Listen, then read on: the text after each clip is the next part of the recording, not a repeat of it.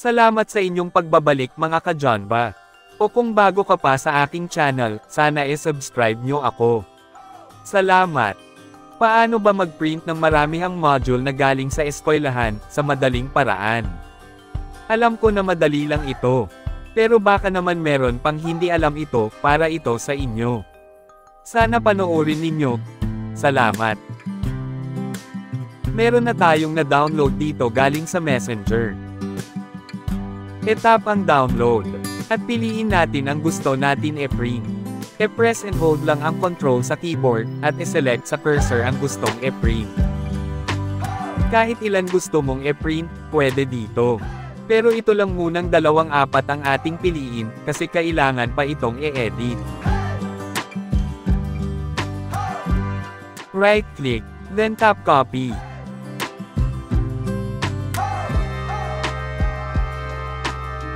I-open ang Microsoft Word.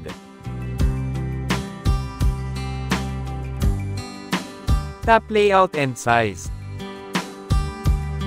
Piliin ang size ng bond paper na gamitin. Right-click then Paste.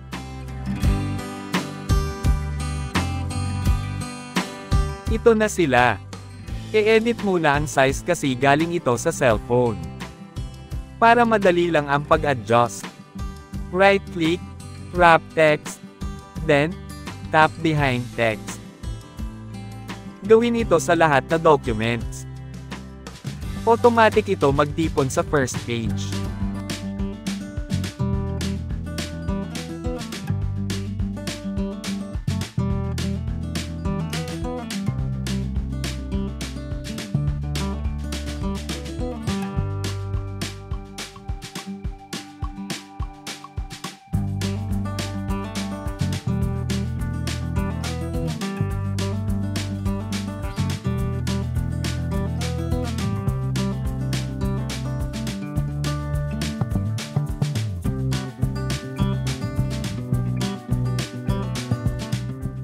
Press and hold ang enter sa keyboard para mag-multiply ang page.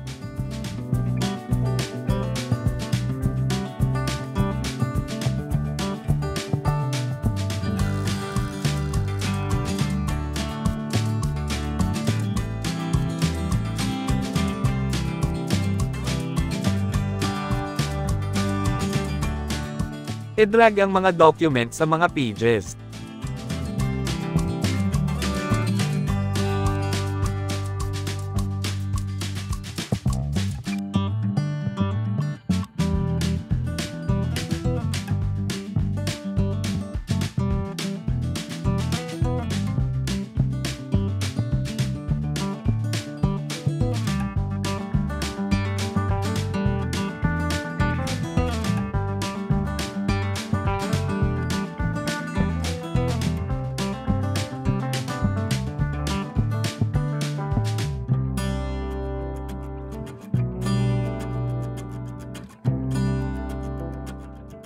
Okay, pwede na itong i-adjust ang size o alisin ang ayaw mo sa documents.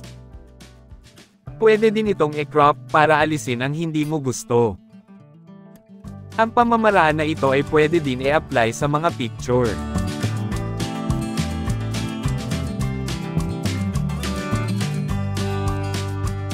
Ganito lang kasimple ang pag-adjust.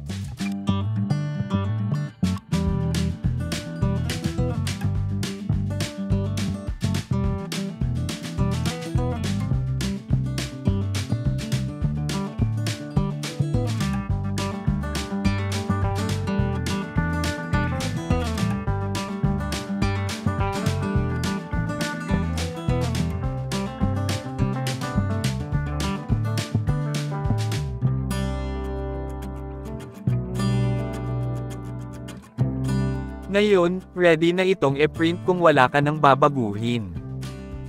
I-tap lang ang file, then print. Hanggang dito na lang po tayo. Sana may natutunan kayo kahit kunti para makapag-subscribe na kayo sa aking channel. Maraming salamat po.